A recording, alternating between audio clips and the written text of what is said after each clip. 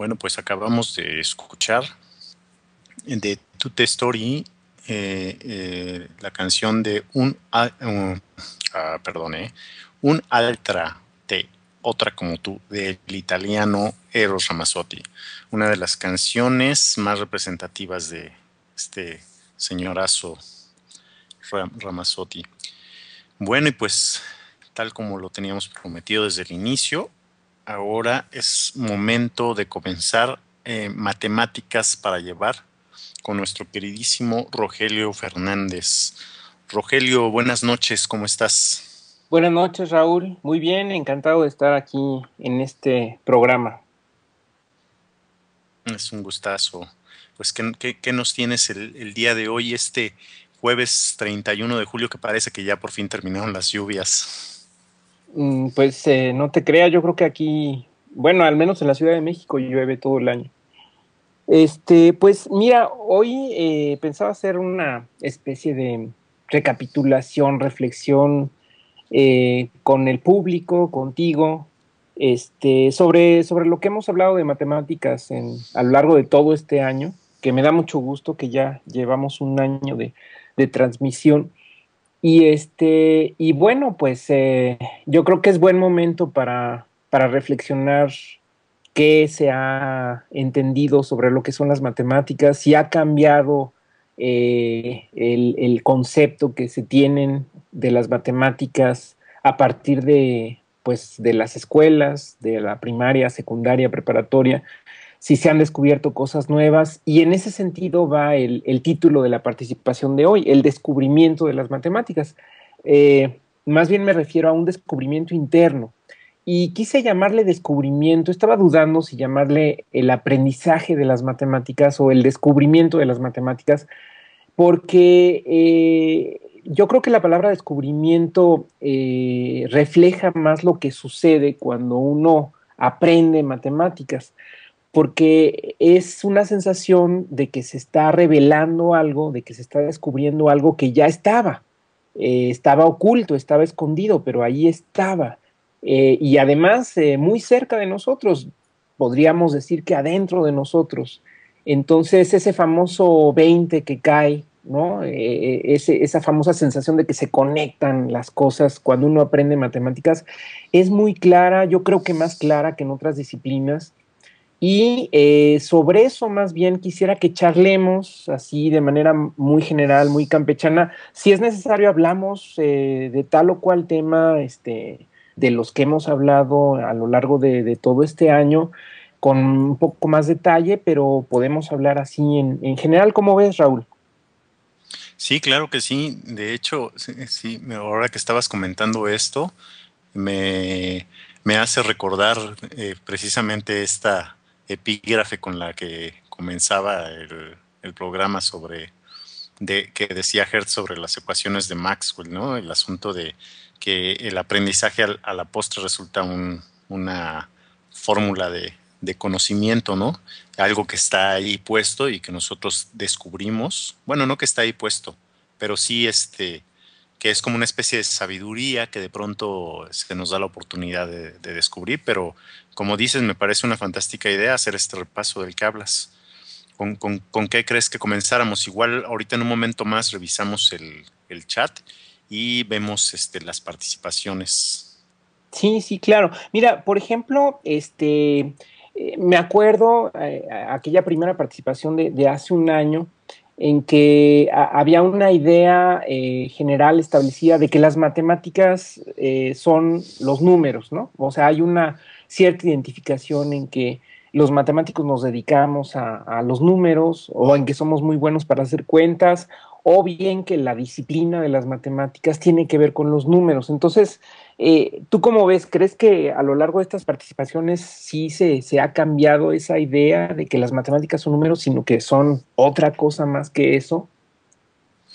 Pues, híjole, la verdad yo veo muy difícil este asunto de que se haya modificado esa percepción. Invariablemente las personas tienden a relacionar los números o los guarismos con las matemáticas, aunque es evidente la razón por la que es así, pero no se abre el ámbito de las matemáticas a otros campos, bueno, que también incluye, por ejemplo, las geometrías, bueno, tú sabes mucho más de eso, ¿no? Teorías de conjuntos y infinidad de teorías que, como las que hemos relatado aquí contigo en sincronía, en tu sección de matemáticas para llevar, pero lo más frecuente es que se haga esta relación directa entre números y matemáticas. De hecho, estaba viendo, en el chat tenemos una participación. Rapidísimo saludo por ahí a Noaí, como siempre, muchísimo gusto que nos acompaña. Y Morfina Mezcal y Mauricio BR, quien es el que hace una pregunta, dice, ahí les va una de mate, si a un número le restan el mismo al revés, siempre el de en medio es 9. La suma de los dos restantes dará 9. Dice, pero el número máximo de 3, ejemplo 321 menos 123, igual a 198. El de en medio es 9 y suma de extremos 9, 501 menos 105 igual a 396. Uh-huh. Sí, Como mira, verás, qué bonito, qué bonito. Ese es un jueguito de números muy, muy bonito y que, bueno, da la sensación de que es un truco de magia, ¿no?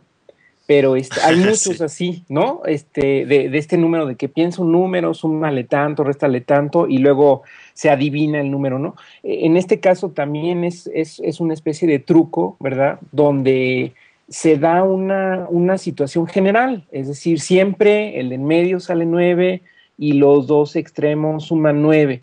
Entonces, eso es muy bonito porque primero se adquiere la sensación de que no importa qué números pongamos ahí, el resultado se va a dar, ¿no? Eso es primero la sensación de que hay una certeza matemática general, ¿no? Esa cosa de que no importa los números, ahí nos da dos ejemplos, Mauricio, ¿verdad? El 321 con el 123 y el 501 con el 105.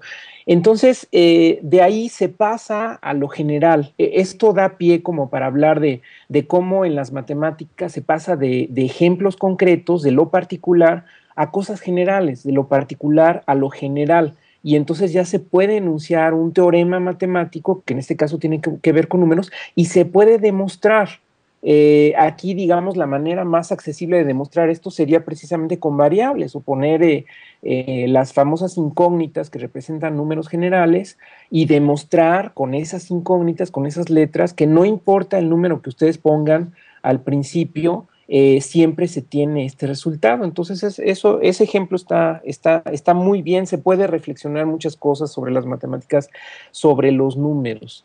Pero claro que hay muchos otros ámbitos de las matemáticas que no son números, como tú dijiste, ¿no? Hablando de la geometría.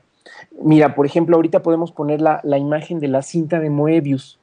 Si ustedes recuerdan, hubo una participación donde hablamos de geometría, varias participaciones, y en específico de objetos extraños, y uno de ellos era la cinta de Moebius. Entonces, ahí, por ejemplo, se puede ver una imagen que es muy concreta, la que ustedes están viendo en la pantalla, de un objeto que incluso se puede fabricar.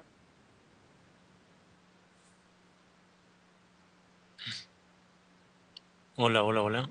Digamos, con resistol o los cosen con hilo, pero antes de pegar los extremos le dan media vuelta a una de los dos extremos del listón, le dan media vuelta, y entonces ya se fabrica ese objeto que es la cinta de Moebius.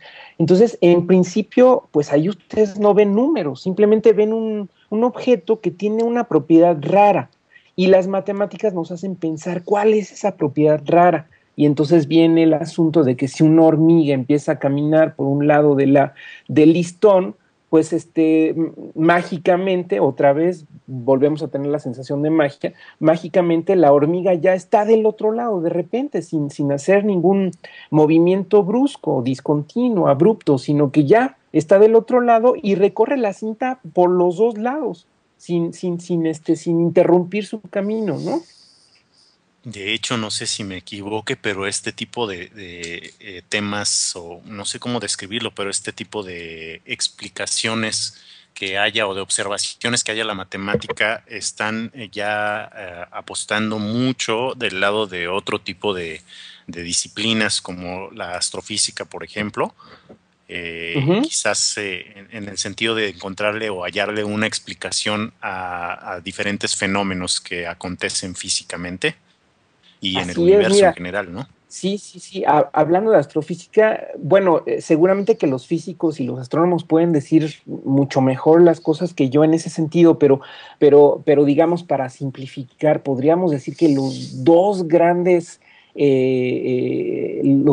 científicos o seres humanos que abrieron, digamos, esta descripción del universo a tales grados son Newton y Einstein. Yo creo que eso tal vez todos podemos coincidir en que esos dos nombres brillan en la historia de la humanidad, ¿no? Podríamos decir.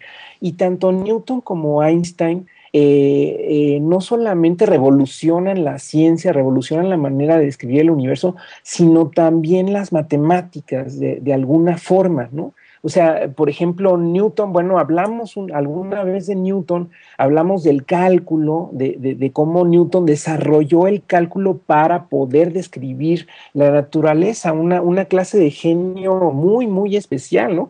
Que haya desarrollado una herramienta que dijera, a ver, me hace falta algo para describir el universo, pues bueno, pues si me hace falta una máquina, pues la inventamos, ¿verdad? Y la desarrollamos, así con la mano en la cintura, ¿no?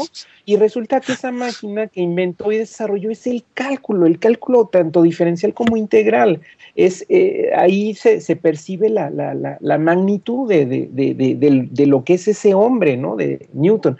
Y por otro lado, Einstein, ya en los albores del siglo XX, 1905, pues también voy a describir el universo, voy a describir el comportamiento de los fenómenos. Bueno, pues entonces, en vez de considerar que en el universo hay una geometría como la usual, pues me voy a otro tipo de geometría, que es la geometría no euclidiana, y entonces ese modelo matemático de la geometría no euclidiana lo aplico al universo y de esa manera obtengo una descripción más precisa del universo. Parece muy sencillo eso, ¿no? Estos casos, pero realmente son pasos gigantescos de una sola persona, en este caso Newton o Einstein, pero que representan de verdad una apertura muy grande en el conocimiento humano. Sí, incluso otro tipo de avances en medio el desarrollo de la topología en otras disciplinas también está también muy de la mano de la física, de las matemáticas y de la geometría no euclidiana. Entiendo que no recuerdo con precisión quién ha sido uno de los principales matemáticos que aportó en este sentido, pero justo, y alguna vez te lo comentaba también en alguna de estas secciones tuyas, al estar él enfrentado a una resolución pragmática, digamos, un encargo que le hicieron de medir un territorio en Inglaterra, resolvió a través de una serie de cálculos una serie de formas muy diferentes para poder hacer mediciones no euclidianas, geométricas evidentemente, pero rigurosamente topológicas. Es interesantísimo eso. Sí, mira, la topología, por ejemplo, a veces se confunde con la geometría, porque también tiene que ver con figuras.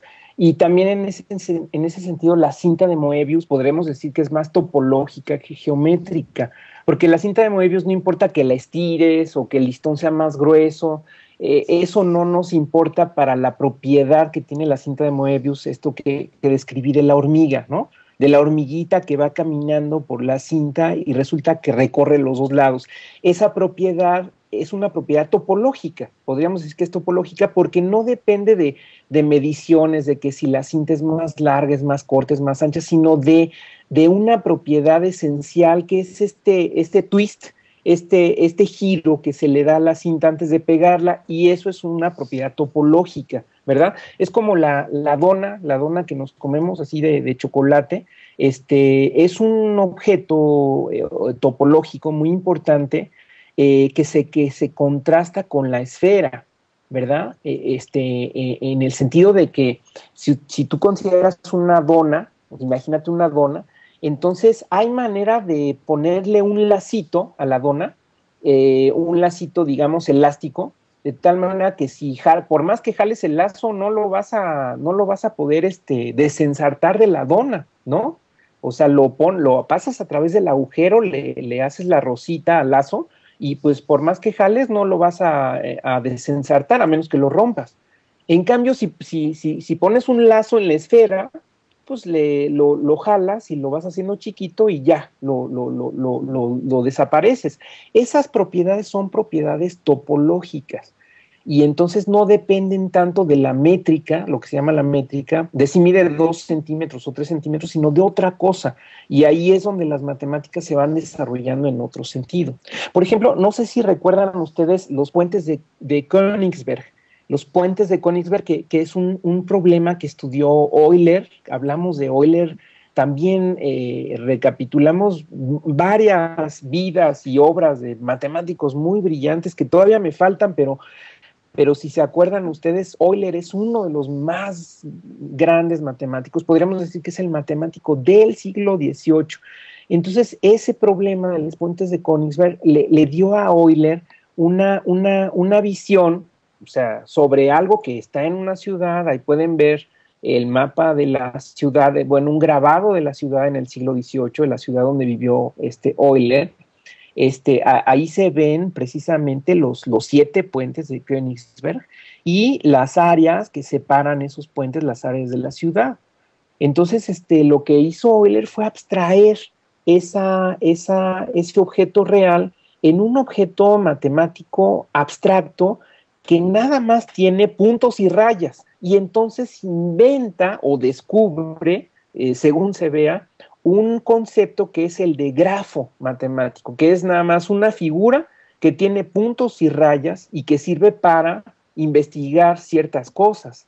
Entonces, eso también da la idea de cómo la topología, o digamos ciertos aspectos esenciales que no tienen que ver tanto con la métrica o con la realidad, como puede ser una ciudad, nos sirven para que las matemáticas se vayan por otro lado, ¿no? Que tampoco tiene que ver con números necesariamente, ¿no?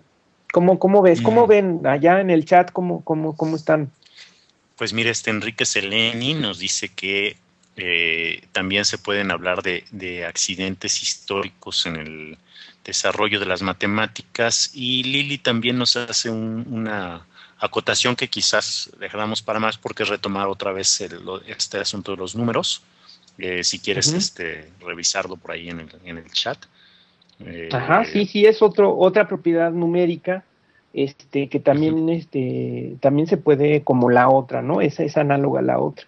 Pero mira, lo que dice Seleni, lo que dice Enrique, sí, claro que hay accidentes históricos. Mira, las matemáticas son una disciplina como cualquier otra. Es decir, a veces es un miedo irracional, valga la redundancia, ¿no? Un miedo irracional por las matemáticas frente a otro tipo de actividades, como puede ser una ciencia, la química, la biología, o incluso una ciencia exacta o una ciencia social, ¿no? Como puede ser la economía o la sociología. Entonces, igual que las matemáticas son una disciplina que está hecha por seres humanos que tienen errores, que tienen accidentes, por supuesto. El que se me viene a la cabeza y que también mencionamos en algún momento es el descubrimiento de la geometría no euclidiana, ¿no? Que precisamente la hizo un monje del siglo XVIII, Girolamo Saccheri, un monje italiano, que dijo, bueno, yo el quinto axioma de Euclides se me hace muy complicado. Entonces yo creo que ese no es axioma. Un axioma, acuérdense que es algo que se presupone como algo verdadero y que es algo bastante accesible, que dices, no, pues sí, esto es cierto, por supuesto que es cierto. Y a partir de ahí desarrollas una teoría. Pero el quinto de axioma era complicadísimo. Entonces el monje dijo, no, es que a mí me late que no es un axioma, que se puede demostrar a partir de los otros, ¿no?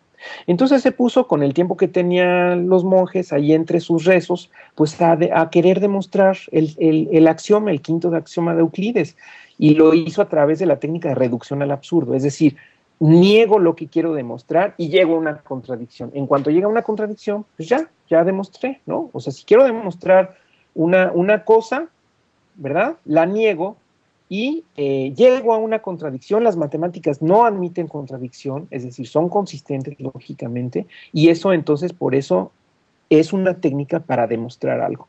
Pero sucede que el monje Girolamo Saccheri siguió desarrollando una teoría con la esperanza de llegar a una contradicción y nunca llegó a la contradicción, aunque él como que se doró la píldora y dijo, sí, ya encontré la contradicción y ya, pero no era cierto.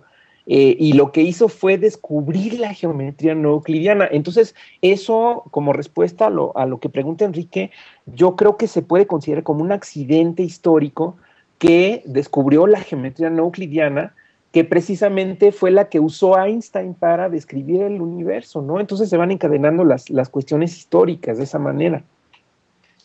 Pues sí.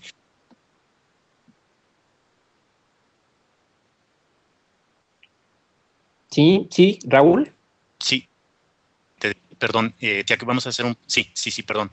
Te decía, vamos a hacer un pequeño cortecito y regresamos contigo para continuar con esta charla. Y mientras escuchamos a Mecano la canción Tú del álbum A Delay del año 1991, escrita pues evidentemente por José María Cano.